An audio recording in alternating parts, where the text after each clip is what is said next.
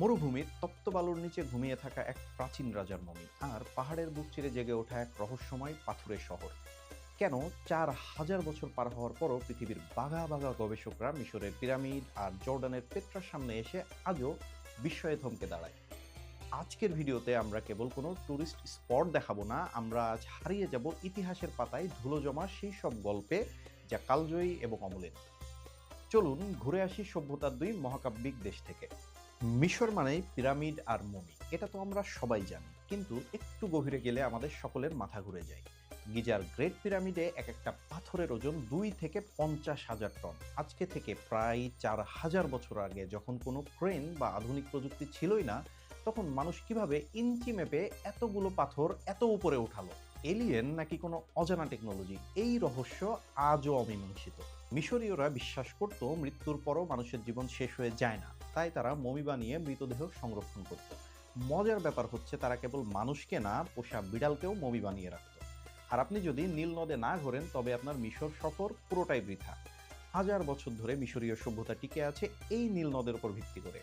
Cairo শহরের ভিড় ঠেলে যখন আপনি লাকজোর বা আসওয়ানের মন্দিরে যাবেন, তখন আপনার মনে হবে আপনি কোনো টাইম মেশিনে করে ফেরাউনদের রাজত্বে ঢুকে পড়েছেন। ওখানকার দেওয়ালের হায়ারোগ্লিফিকের প্রতিটা চিহ্ন আজও এক একটা রহস্যের জট খুলে দেয়।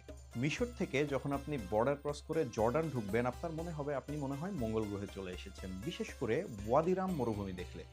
এখানকার বালি লাল রঙের, আর পাহাড়গুলো দেখে মনে হয় অন্য কোনো গ্রহের ভাস্কর্য বোধ হয়। জর্ডানের সবচেয়ে বড় আকর্ষণ হলো পেট্রা। এই পুরো শহরটি একটি বিশাল পাহাড় খোদাই করে বানানো হয়েছে। 1000 বছর আগে নাবতীয়রা পাথরের গায়ে এমন নিখুঁত নকশা কিভাবে যে করলো, এটা নিয়ে বিজ্ঞানীদের ঘুম হারাম। এই শহরটি কয়েকশো বছর বালুর নিচে ঢাকা ছিল, যা 1812 সালে আবার আবিষ্কার করা হয়। পেট্রার এই ট্রিজারি ভবনের সামনে দাঁড়ালে আপনি নিজেকে ইন্ডিয়ানা জোন্স মুভির কোনো ক্যারেক্টার মনে করে ফেলতেই পারেন। জর্ডানের আরেকটি ম্যাজিক হলো ডেড সি। এটি পৃথিবীর সর্বনিম্ন বিন্দু। এখানকার পানিতে লবণের পরিমাণ এত বেশি যে এখানে কোনো মাছ বা সামুদ্রিক উদ্ভিদের জন্ম হয় না। এর চেয়েও বড় ম্যাজিক হলো, আপনি যদি সাঁতার না জানেন তবুও এখানে ডুববেন না। আপনি সোফায় বসার মতো করে পানির ওপর ভেসে ভেসে খবরের কাগজ পড়তে পারবেন। আর এখানকার কাদামাখা নাকি ত্বকের জন্য মহৌষধ। পুরো পৃথিবী থেকে মানুষ আসে এই প্রাকৃতিক স্পা উপভোগ করতে। মানুষ বলে পৃথিবীটা নাকি একটা বইয়ের মতো, আর যারা ট্রাভেল করে না তারা কেবল একটি পাতা পড়ে পুরো বই শেষ করে দেয়। মিশর আর জর্ডান হলো সেই বইয়ের সবচেয়ে রহস্যময় এবং রোমাঞ্চকর দুটো অধ্যায়।